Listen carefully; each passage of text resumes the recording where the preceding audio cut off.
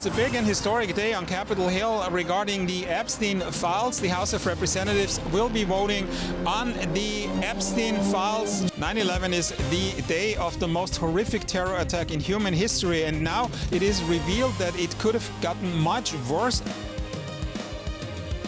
It's a big and historic day on Capitol Hill regarding the Epstein files. The House of Representatives will be voting on the Epstein Files Transparency Act. That's a law that would require the Justice Department to release all remaining Epstein files.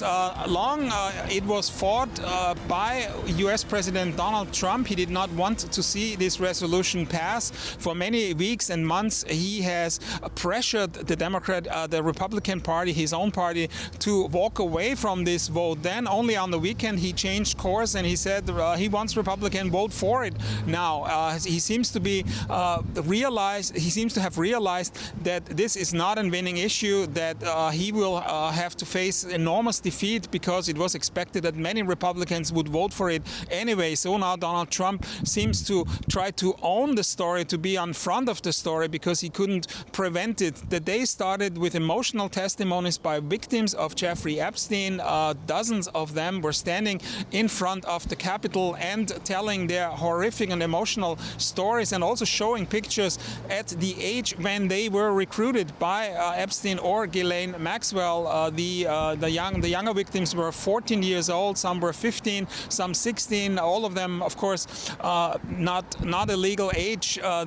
There are estimates that there are up to 1,000 victims by Jeffrey Epstein and Ghislaine Maxwell, and the survivors also pointed out that nothing has been done against Epstein since the 90s, starting with President Clinton. Then it went on during the time of George W. Bush. Nothing was done. Barack Obama, no new revelation. The case was not pushed forward. Then Trump was president as Jeffrey Epstein killed himself allegedly in jail, or most likely in jail when, as I said, Trump was president. Then, of course, Biden was president. Nothing happened as well. Then again, Trump. And again, he tried to stall the release of all these files. Of course, why is this all happening? There are rumors that some of the names will be quite explosive. Some of the possible clients of Jeffrey Epstein, who, of course, have handed over some of these girls to his prominent, rich and famous friends. It is unclear who is on that list. For one person, Larry Summers, the former finance minister under Bill Clinton, the time of reckoning has already come. He was mentioned in some private emails by Jeffrey Epstein and resigned from all official public duties he still had as of today. Clear is there is going to be an overwhelming yes vote to release the Epstein files in the House of Representatives. Then it will move on to the Senate. Here there are indications that it will also pass, and then it will end up on Donald Trump's desk for signature, and he already confirmed that he will sign it. And then he said but he doesn't want to talk about it anymore. He still thinks it is a hoax perpetrated by Democrats. 9/11 is the day of the most horrific terror attack in human history, and now it is revealed that it could have gotten much worse. Actually could have ended up in a nuclear war between America and the Russians. These revelations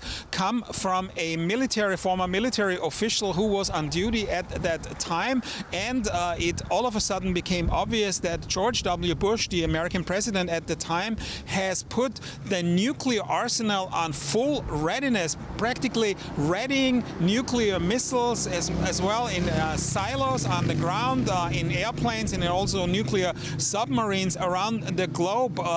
The problem was that basically communication as well. Of course, George W. Bush was whisked away from a visit in a school in Florida. He was put on Air Force One into the air, but there were enormous gaps within the communication amongst American officials and, of course, their overseas counterpart. And the biggest problem was no communication with Vladimir Putin, the president of Russia at the time. he could not talk to George W. Bush. Then eventually Condoleezza Rice, the foreign minister at the time, got through to Moscow, sort of alleviated some of the fears by the Russians, which are, according to this British military official, sort of panicking, fearing that America will lash out, it will blame Russia for this terror attack. And then, of course, again, there were these gaps in communication. The red telephone that was supposed to connect Russia and the American president in exact those times of crisis were not working, were not to be facilitated. Eventually, the nuclear readiness was taken down. Everything sort of calmed on that front, and this big crisis was averted. But if thinking back, even though it is a quarter century ago, it's kind of scary to think of what could have happened then.